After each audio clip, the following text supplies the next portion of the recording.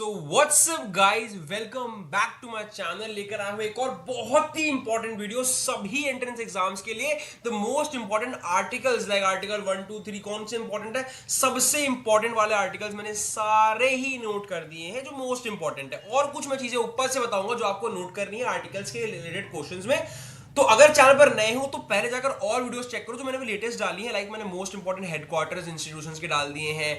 मैंने आपके वो important dates of the year, days of the year डाल दिए। सारे ही एंट्रेंस एग्जाम में सीयूटी, जेएमआई, एसएससी सब में काम आएगा। तो वेरी इंपॉर्टेंट है, सब लोग देख लेना। ये देखे बिना एग्जाम देने मत जाना, इनसे क्वेश्चन आना तय रहता है। ठीक है, नए हो तो सब्सक्राइब करके बेल आइकन दबा देना। बहुत इंपॉर्टेंट वीडियोस चैनल पर आती रहती है। सारी की सारी वीडियोस बहुत ही हेल्पफुल और इन्फॉर्मेटिव आपके लिए होने वाली है। बाकी एक बार अगर यूजी एंट्रेंस में कर रहे हो कोई भी चीज की तैयारी, तो प्लेलिस्ट सेक्शन चेक कर लो, आपको सारी डाटा वहां पर मिल जाएगा और अपडेट्स में लाता रहता हूं। चलिए आज की वीडियो को स्टार्ट करते हैं। बच्चों ये मोस्ट इंपॉर्टेंट है, समझ में आ रहा है? ये मतलब आर्टिकल्स देखो, सबसे पहली बात कर लेते हैं कितने आर्टिकल टोटल होते हैं। Very important question.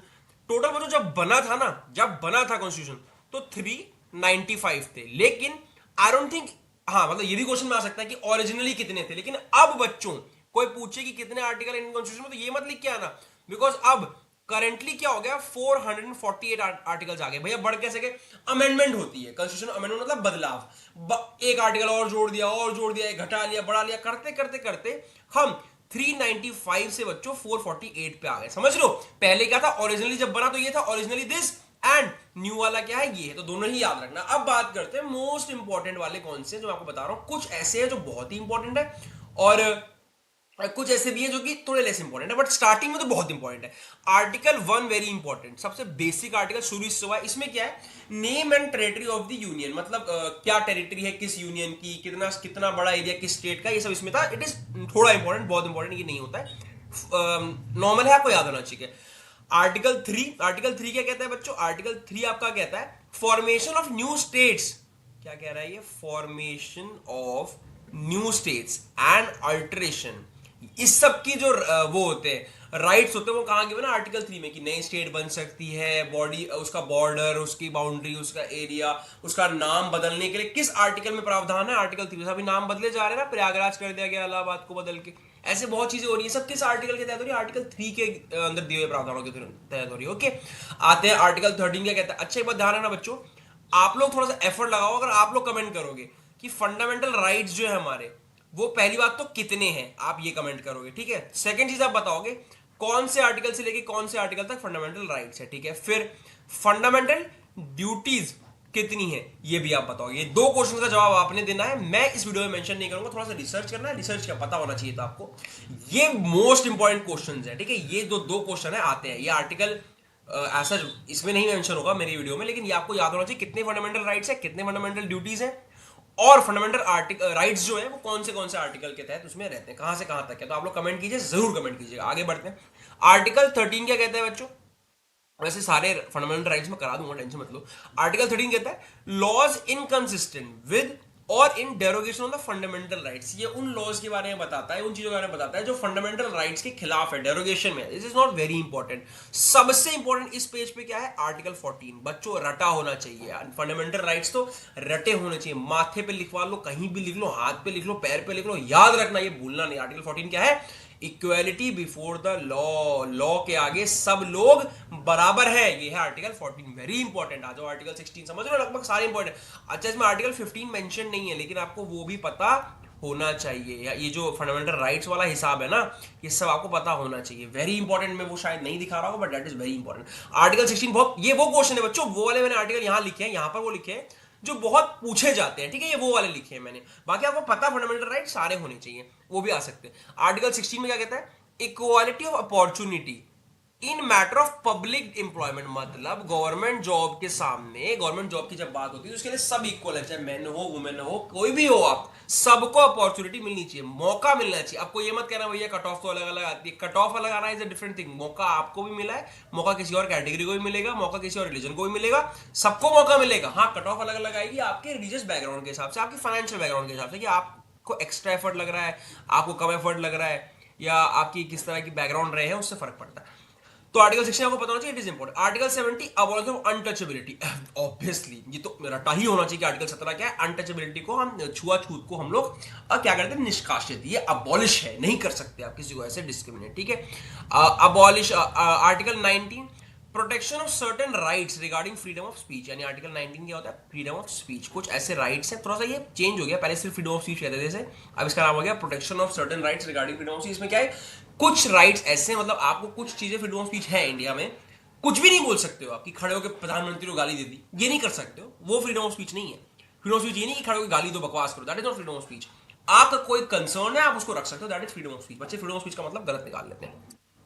Next question, article 21 also very important, protection of life and personal liberty, यानी हमारी जो पर्सनल लिबर्टी है, हमारी जो जिंदगी है, उसको बचाना हमारा एक हक है भाई। अपनी जिंदगी के लिए लड़ना, अपने आप को बचाना आर्टिकल 21 के तहत हमारा हक है, अपनी लिबर्टी को बचाना, ठीक है। आर्टिकल 14 इंपॉर्टेंट है, 40 इंपॉर्टेंट है। क्यों इंपॉर्टेंट है भैया, कई कई क्वेश्चन सीधे आता है कि जो ऑर्गेनाइजेशन ऑफ विलेज पंचायत हुआ, विलेज पंचायत का जो ऑर्गेनाइजेशन हो, सबसे पहली बार मतलब किस आर्टिकल के तहत मेंशन हुआ, तो आर्टिकल 40 के तहत मेंशन हुआ था। एक ये आता है और एक और आर्टिकल है पंचायत का, वो भी आता है, मैं बताऊंगा भी आगे वीडियो में, तो ये बड़ा इंपॉर्टेंट है। अच्छा बच्चों, अगर आप यहां तक आ गए हो वीडियो में जुड़े हुए, मतलब आप पढ़ने आए हो, तो वीडियो को लाइक कर दो। छोटे से लाइक से आपका कुछ नहीं जाएगा, लेकिन मुझे उससे बहुत बेनिफिट्स हो सकते हैं। नेक्स्ट क्वेश्चन, आर्टिकल 44, आर्टिकल 44 क्या कहता है, यूनिफॉर्म सिविल कोड। ये आजकल बहुत चर्चा में, मैंने इसलिए डाल दिया कि ये भी एक इंपॉर्टेंट है। यूनिफॉर्म सिविल कोड आने को ही है, मतलब लागू हो गया, एक तरह से होने की बात चल रही है। ये आर्टिकल 44 के तहत गिवन था कि सबको एक तरह से रहना है। आर्टिकल 45 क्या है बच्चों, provision for early childhood care, यानी बच्चों को एजुकेशन देना, 6 साल के बच्चों का जो है उनका केयर करना, ख्याल रखना, ये भी आपका एक तरह से हक है। ये एक प्रावधान है कि आर्टिकल में गिवन है कि इसका जो है ख्याल रखना गवर्नमेंट का भी काम है, आपका भी काम है। ये एक आर्टिकल के तहत क्लियरली गिवन है कि बच्चों का ख्याल रखना 6 साल से छोटे।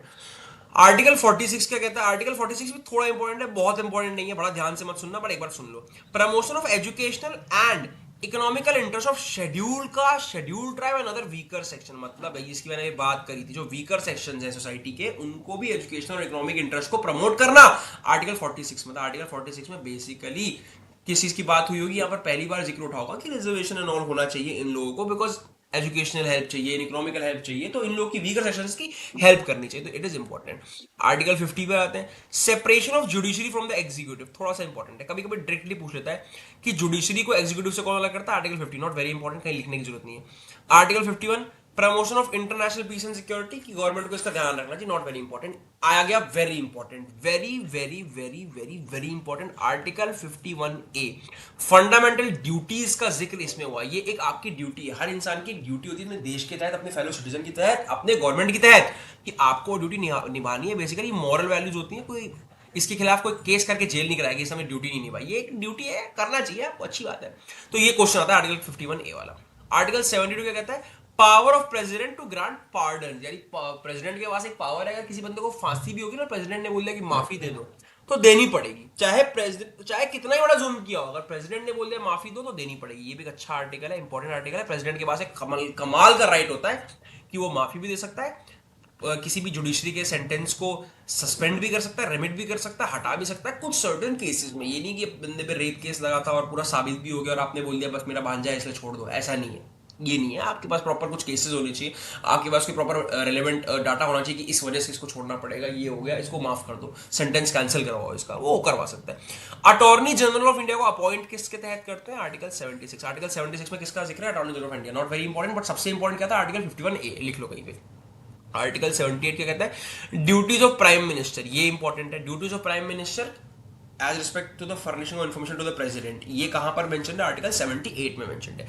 नेक्स्ट वाला article 143, power of president to consult the supreme court, not very important, फालतू है। आर्टिकल 148, हाँ ये थोड़ा सा याद रखना कि जैसे मैंने आपको इसमें बताया ना कि अटॉर्नी जनरल ऑफ इंडिया को अपॉइंट किससे करता है, आर्टिकल 76 से, तो आर्टिकल 148 से करता है controller and auditor general of India को, ठीक है, ये इंपॉर्टेंट है, बाकी बहुत इंपॉर्टेंट नहीं है। और अपॉइंटमेंट ऑफ गवर्नर, ये इंपॉर्टेंट है, 155 के तहत अपॉइंटमेंट ऑफ गवर्नर होता है, ठीक है बच्चों, बहुत ज्यादा बचे नहीं है, खत्म हो गया, मैंने ज्यादा फालतू के दिखाए नहीं, आपको मैं मोस्ट इंपॉर्टेंट लाया हूं, तो ये वही है, पेंशन मतलब बस खत्म हो गया, लास्ट शीट है, समझ लो ये। आर्टिकल 214 इंपॉर्टेंट है, high courts of the state, states को हाई कोर्ट दिए जाएंगे, उसका जिक्र करूंगा आर्टिकल 214 में। यहां से ये सारे बड़े इंपॉर्टेंट वाले, वेरी वेरी इंपॉर्टेंट वाले। क्यों भैया? आर्टिकल 243 बी जो है ना, ये क्वेश्चन में जरूर आता है। कॉन्स्टिट्यूशन ऑफ पंचायत, पंचायत का पहला जिक्र 40 में जरूर हुआ था कि उनके बारे में कुछ बात हुई, ऑर्गेनाइजेशन हुआ पंचायत का, लेकिन कंस्टिट्यूट करना, उनका बनाना कहां सबसे पहली बार हुआ? आर्टिकल 243 बी में। It is important. और right to property is also a right, तो इसका 300 ए याद रखना। ये आखिरी के दो वेरी इंपॉर्टेंट है। Proclamation of emergency, national emergency लगाने का जो आर्टिकल है, किस आर्टिकल के तहत लगा सकते हो? 352, वेरी इंपॉर्टेंट। ये 352 याद रखना कि इमरजेंसी का प्रोक्लेमेशन किसके तहत होता है? 352 के तहत होता है। नेशनल इमरजेंसी, फाइनेंशियल नहीं, बहुत तरह की इमरजेंसी होती है ना, तो नेशनल वाली, देश में इमरजेंसी घोषित करने के लिए आर्टिकल 352 का यूज होगा। आखिरी क्या है? Article 366, 368, very important. ये पूछता है पेपर में, ये वेरी इंपॉर्टेंट वाले डाले, मैंने आपको पहले ही बोल दिया। सबसे इंपॉर्टेंट क्यों है बच्चों ये? बिकॉज ये पूछता है पेपर में। क्या पूछेगा? कि amendment of the constitution by the parliament, parliament constitution amendment कर सकती है। अमेंडमेंट मतलब बदलाव कर सकती है। तो वो किस आर्टिकल के तहत उसको ये राइट मिला? उसको ये राइट मिला आर्टिकल 368 के तहत। तो अमेंडमेंट के बारे में पूछता है कॉन्स्टिट्यूशन में कि किस आर्टिकल के तहत अमेंडमेंट मिलती है। अब बात करते हैं अमेंडमेंट की, ठीक है बच्चों। 42nd अमेंडमेंट जो है, 42nd अमेंडमेंट जो है, उसका पूरा डिटेल आपको पढ़ना है। मैं यहाँ पर प्रॉपर हिस्ट्री की क्लास लेने नहीं बैठा, पॉलिटी क्लास नहीं, इसलिए मैं नहीं ले रहा हूँ। ये पॉलिटी का मैंने आपको थोड़ा ज्ञान दे दिया। तो 42nd अमेंडमेंट आपको पूरी पढ़नी है, बिकॉज इसको कहते हैं, एक बात याद रखना, 42nd अमेंडमेंट को कहते हैं मिनी कॉन्स्टिट्यूशन। ये क्वेश्चन भी आता है कभी कभी कि मिनी कॉन्स्टिट्यूशन किसे कहते हैं? वो कहते हैं 42nd अमेंडमेंट को, ठीक है। तो इस बात का ध्यान रखना। अब बात कर लेते हैं कि और कुछ इंपॉर्टेंट है भैया। 44 भी थोड़ा सा इंपॉर्टेंट है, बहुत इंपॉर्टेंट नहीं रहता है। 52nd भी ठीक था। बाकी ये मेन तो 42nd अमेंडमेंट है, उसमें क्या क्या हुआ सब कुछ आपको पता होना चाहिए। और बच्चों इस वीडियो में यही तक था गाइस, मिलते हैं आपसे अगली वीडियो में। अगर आए गए हो एंड तक तो सब्सक्राइब करके बेल आइकन दबा के जाना, कुछ भी मिस मत करो इस वीडियो में। बहुत सारी इंपॉर्टेंट चीजें मैंने कही हैं और फालतू चीजें काट दी हैं, इंपॉर्टेंट ही बताई है। तो जरूर चैनल को सब्सक्राइब करके बेल आइकन दबाना। मिलते हैं अगली वीडियो में। All the best for your preparations. Bye bye, thank you.